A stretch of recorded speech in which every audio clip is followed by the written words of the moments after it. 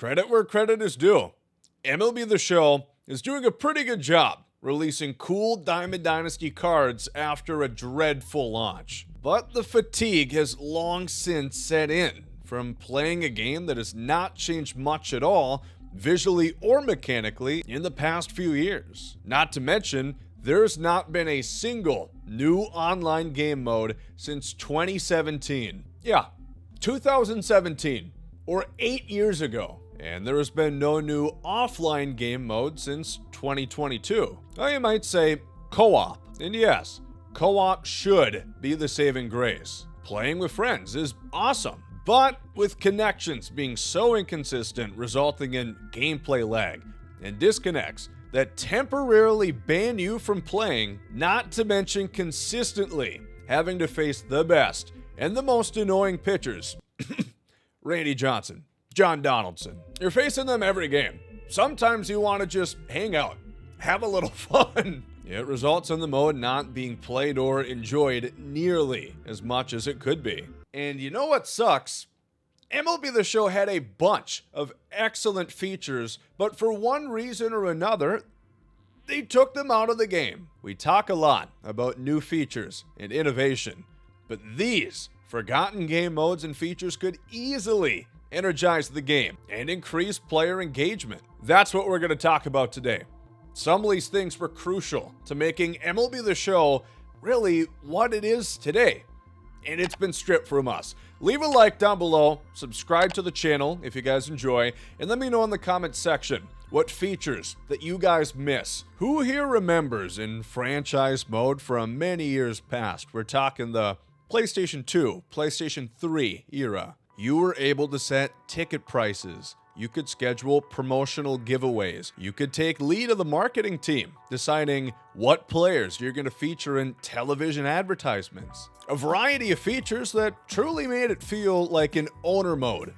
In my eyes, how a franchise mode should be. You know, I had so much fun going back and playing these games from years ago and being in control if I want to charge $10 for a hot dog. And funny enough, you can tell the age of these games because the upper limit of how much you could charge is about how much they cost now. But you really felt like you were in control of your own team.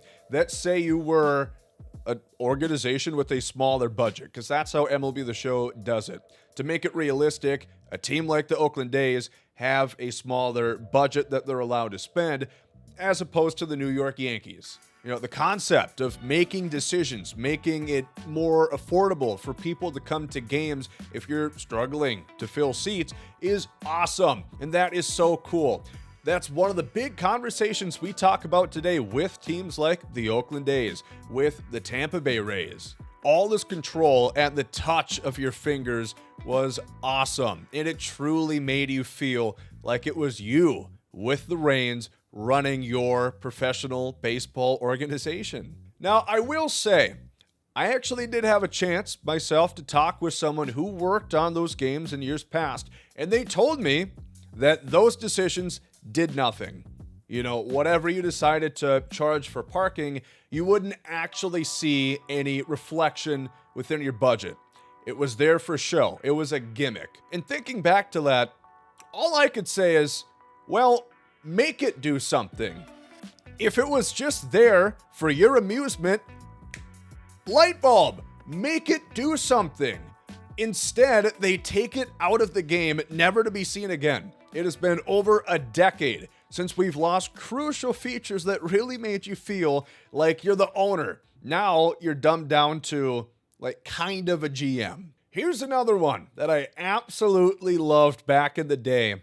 Community challenges. Think Mario Maker or Fortnite Creative, Minecraft. But in MLB The Show, you were able to go in and build your own scenario and have other players online complete it. You know, you could make a challenge where the ball was guaranteed to be hit in the air to your center fielder, and you'd have to rob the home run in order to complete the challenge. Or maybe want to recreate a historic moment, like when David Freese turned the World Series on its head, down to his last strike, hitting a triple to bring across the tying run that would eventually help the Cardinals become World Series champions. You know, you could create that scenario and have other people go do it.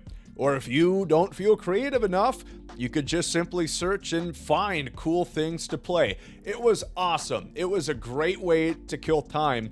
It was like the moment challenges they have now, only you had the freedom to make them yourself. And unfortunately, after 2015, it was gone. I think why it got removed was the fact that you could earn stubs in post-game rewards, Diamond Dynasty cards for completing challenges. And you'd have people in the community making ridiculously easy challenges to complete. Like it would guarantee a ground ball is hit to third. You gotta, just step on third, throw it to first. Boom. Challenge complete. You get stubs. You get rewarded for something that took no skill. As a result, MLB The Show took out the ability to gain stubs for completing challenges. People are taking advantage of the system? Okay. Remove that aspect. Don't allow people to earn stubs from it. People will still play it. I loved playing these community challenges back in the day. Like I said, it was so much fun to just look at what all the people across the community created. You could make something really tough for your buddy to go do and, kind of laugh as he struggles. It was great. And they took it from us. Or how about in 2017 when they stripped away online franchise? What did we say, 2017? 8 years ago? Yeah, it's been 8 years since we've had the ability to play franchise online with our buddies. Every game has the ability for you to play online franchise. NBA 2K, Madden, FIFA, college football, all of them except MLB. At the time in 2017, they said the servers couldn't handle online franchise, which is funny because I do remember a lot of server issues even after online franchise was removed. But still, to this day, the game is within the top 10 sales charts in 2021, 2022, 2023. It's going to get in there this year, too. 4 years, making more money on the game than ever before. You don't have the money to get better servers? Or you don't have the team to put online franchise within the game? Now, they did come up with a half-ass replacement, custom leagues, in which you can create a league of up to 30 teams. You can choose either Major League rosters or your Diamond Dynasty card collection. But there's no scouting, there's no player development. It really isn't that close to a franchise. You're doing it within one condensed year, so yeah, you get a chance to play against friends. It'll track stats. You can make trades. Is it better than nothing? Sure. But why not give the people what they want? Again, you see with college football how prevalent the Dynasty mode has been for them. That was honestly the biggest selling point for that game. So take a look at the sports market and transfer that to MLB 25. Another removal around that era was from Road to the Show. It might be small, but it was cool. And it lends itself to a bigger issue. When you made your Road to the Show player, and after you're drafted by a team, you can express to your agent your unhappiness with the team who picked you. And if you continue those prompts to disparage the team, they will rescind their pick, and you will no longer be drafted, which makes the decision you can go back to junior college, you can go to a 3-year university, and restart the whole process over again. But what's so interesting about that is it would impact how many training points you would have to begin with. Because normally in Road to the Show, you're starting off as an 18-year-old.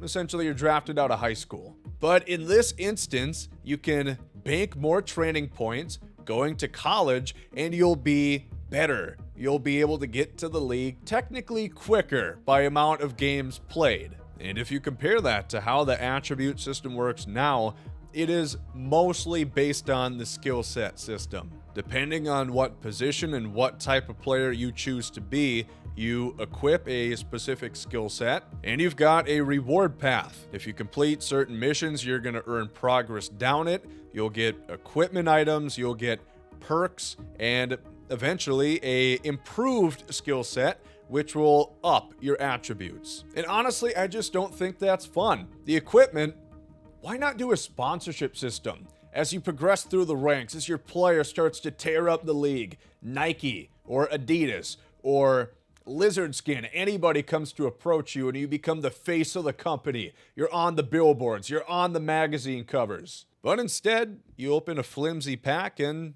cool, a new bat. The skill sets don't change.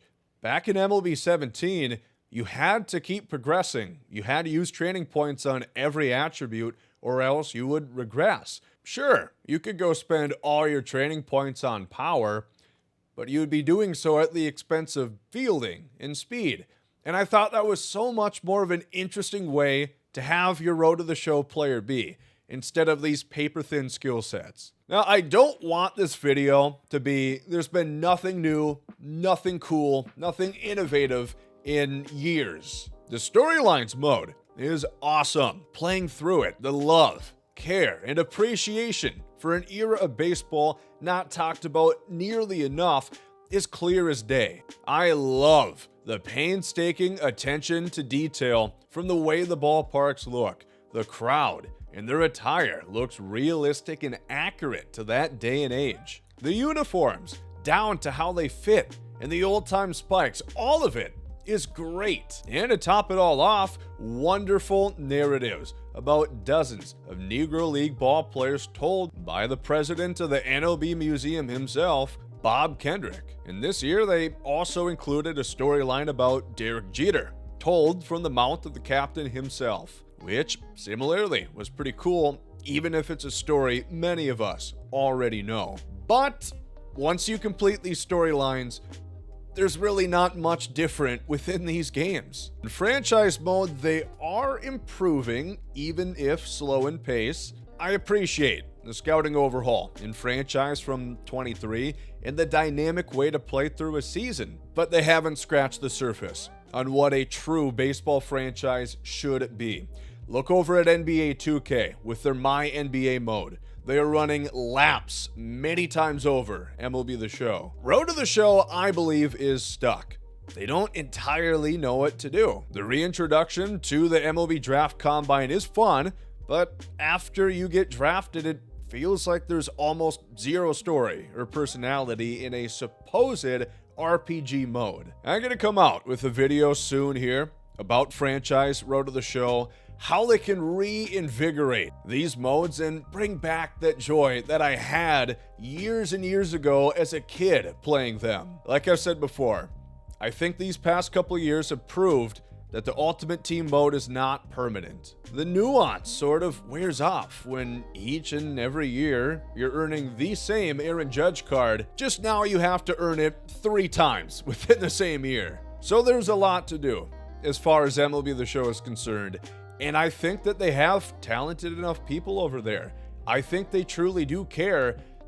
Biggest thing I always come back to is there should not be this 1-year game cycle. It's the biggest thing that is killing sports games.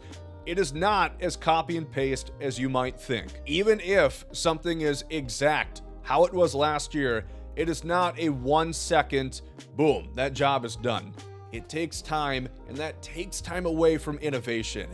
If we ever want sports games to be truly as good as they could be, and this goes for something like the Call of Duty titles as well, anything that releases each and every year, they have to go the Fortnite model, where you have one game and you can update it throughout the years. That is how you get these ideas. That is why Fortnite, even though it might not be quite as popular as it was in 2017, come 2024 now, it is still here. So there we go. I'll leave this short here, but let me know what you guys think in the comment section down below. What would you guys like to see them do with MLB The Show? How could they bring you back? Or how could they make you excited about getting on and playing every single day? If you guys enjoyed watching this video, please leave a like down below, and thank you for tuning in.